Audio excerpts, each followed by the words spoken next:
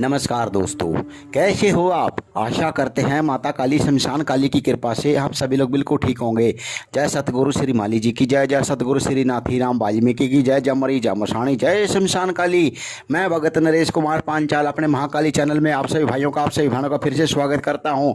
मैं महाकाली से यही प्रार्थना करूँगा कि वो आपके परिवार के ऊपर अपनी कृपा बना के रखे, आपका परिवार सदा खुश रहे, सदा बात रहे, सदा हंसता खेलता रहे और आपके बच्चे खूब पढ़ाई खूब तरक्की करे। महाकाली से मैं प्रार्थना करता हूँ।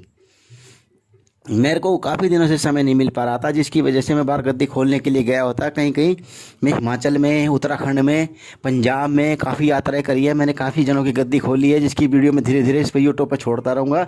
इसकी वजह से मैं काफ़ी दिन से वीडियो नहीं बना पा रहा था, तो अब मेरे को थोड़ा समय मिला तो मैं वीडियो छोड़ रहा हूँ। तो ये जो आप वीडियो देख रहे हो, इस वीडियो में ये जो शिष्य है, इसके घर में बठिंडा में जाके हमने गद्दी खोली। बठिंडा पंजाब में इनकी गद्दी थी। इनके सिर के ऊपर मोनी शाम कौर की माता काली की सवारी आती थी, जो किसी तांत्रिक ने बांध दी थी, किसी तांत्रिक के द्वारा बांध दी गई थी, जिसकी वजह से इनकी सवारी रुक गई थी और इनके शरीर पे भी बहुत कष्ट आए थे, जो इनको काफ़ी कष्ट उठाने पड़े, कि जिससे काफ़ी बीमार हो गए थे। बीमारी की वजह से इनको बड़ी दिक्कत आ रही थी।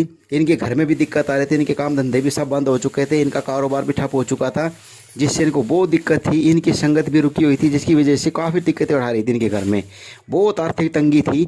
तो इन्होंने हमारे को बुलाया, हम इनके घर गए। हमने सिर्फ इनसे गाड़ी का खर्चा लिया और इनकी जो कोई भेंट पूजा थी उसका सामान बताया इनको। जो भी इनकी भेंट पूजा लगती है, मुर्गे की, बकरे की, मिंडे की, शराब की, जो भी वो बताया। और इनके सिर पे देखो, अभी हमने सवारी बुलाई। अब इनके सिर पे पहले मोनी शाम कौर की सवारी आई, उसने वचन दिए। फिर उसके बाद माता काली की सवारी आई, उसने भी इनके परिवार वालों को वचन दिए और आगे इनके कार्य करने की आशीर्वाद दिया। और इनके कार्य बनाने के लिए महाकाली का आशीर्वाद, मोनी शाम कौर का आशीर्वाद मिला। तो ऐसे ही अगर आपके शरीर के ऊपर किसी पीर पैगंबर की, या मोनी शाम कौर की, या माता काली की, या पीर गौसे आजम पाक की, या लखदाता सरकार की कोई सवारी आती है, या आपकी संगत नहीं आ रही है, जो आपकी संगत रुक चुकी है, तो ऐसे ही आप अपने घर में बुला के अपनी संगत को और अपनी सवारी को खोल सकते हो। आपको सिर्फ हमारा गाड़ी का खर्चा देना है, जो हमारा खर्चा पड़ता है आने जाने का, वो आपको देना पड़ेगा। हाँ, अगर मौके पे कोई भेंट पूजा निकलती है उस सवारी को खोलने के लिए, जिस तांत्रिक ने जिस क्रिया द्वारा आपकी क्रिया बांधी है, आपकी सवारी बांधी है, आपकी संगत बांधी है, उसको खोलने के लिए कोई भी भेंट पूजा निकलती है, जैसे मुर्गे की, बकरे की, मिंडे की, शराब की, वो आपको देनी पड़ेगी। हमारा कोई खर्चा नहीं है, कोई पैसा नहीं है। अगर आप नहीं दे सकते तो हम आपके नाम से देंगे। अगर आप दे सकते हो तो हम आपको बताएंगे, आप खुद दीजिए, आपको सामान बताएंगे, आप खुद दे के भी आ सकते हो। ठीक है दोस्तों, अगर आप मेरे से कोई क्रिया सीखना चाहते हो, शमशान की क्रिया या वैसी कोई क्रिया सीखना चाहते हो, तो आप सीख सकते हो। हमारा सिखाने का कोई पैसा, कोई फीस नहीं है।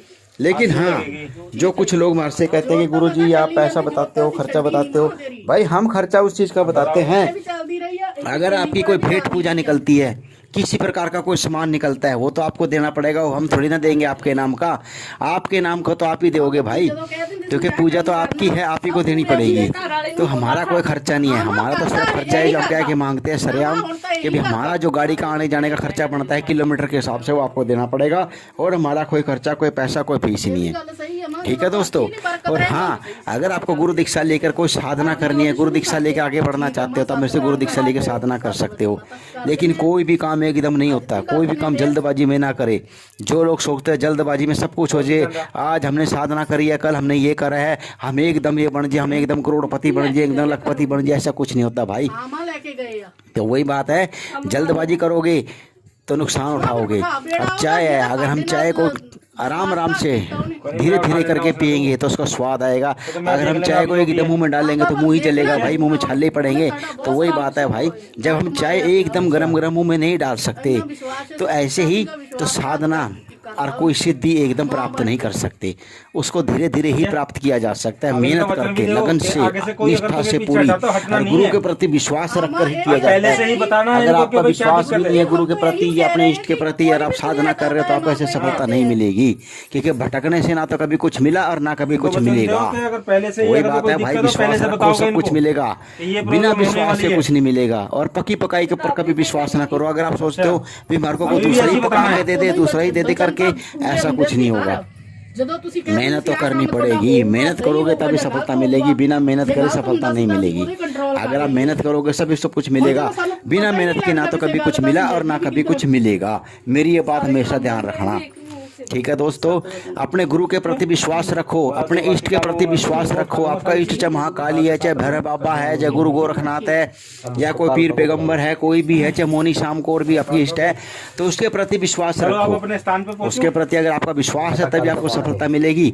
अगर आपका विश्वास ही नहीं है तो कोई सफलता नहीं मिलेगी। तो मैं तो एक ही कहूँगा, अगर आपके मन में विश्वास होगा तभी आगे बढ़ोगे, अगर विश्वास नहीं होगा तब आगे नहीं बढ़ पाओगे। मैं तो एक बात कहूँगा बस, अपने गुरु के प्रति विश्वास रखो, अपने गुरु के प्रति पूरा अटूट विश्वास रखो, अपने इष्ट के ऊपर विश्वास रखो, अपने माता पिता की आज्ञा का पालन करो, अपने माता पिता की सेवा करो, तभी आपको सफलता मिलेगी। और पक्की पकाई के ऊपर भरोसे पे कभी ना रहना। अगर आप सोचते हो भी मेरे आगे थाली में खाना पड़ा है, कोई दूसरा ही आके मेरे मुंह में डाल दे, ऐसा कुछ नहीं होगा।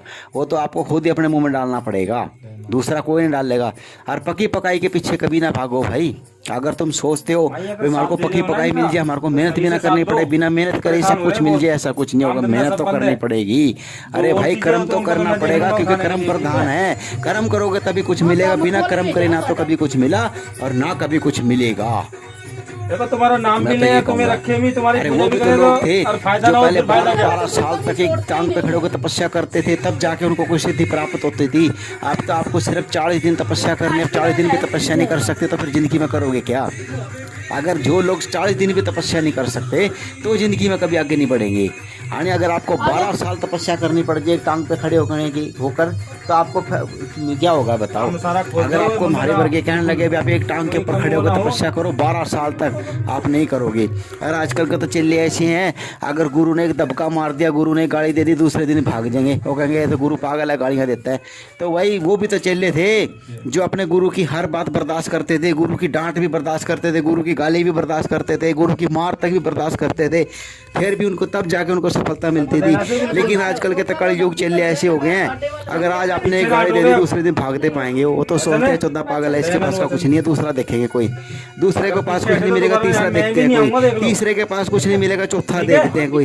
भाई वही बात है भाई कि भाई खुद तो आदमी को नाचना नहीं आता, कहते हैं आंगन टेढ़ा, नाचना जाने आंगन टेढ़ा, वो काम है चेलों का आजकल। चेले तो बस सोचते हैं अभी बस मेहनत ना करनी पड़े, बिना मेहनत करे सब कुछ मिल जाए, पक्की पकाई मिल जाए, हाय जल्दी पैसा आ जाए, फटाफट पैसा आ जाए, हम करोड़पति बन जाए, हम लग्जरी गाड़ियों में घूमें, हम कोठियों बंगलों में बैठ जाए। हर एक रीस ज़्यादा करते हैं लोग, एक दूसरे की नकल, एक दूसरे की रीस ज़्यादा करते हैं। वो भगत बन गया, उस भगत के पास इतनी संगत आ रही है, उस भगत के पास इतने नोट चढ़ रहे हैं। अरे उस भगत का ये तो देखो, उस भगत ने मेहनत कितनी करी होगी, तभी तो उसके पास इतनी संगत आ रही है, इतनी मेहनत तो करी होगी। और बिना मेहनत करे वो भी कैसे चढ़ गया? क्योंकि मेरे पास ऐसे ऐसे लोगों के फ़ोन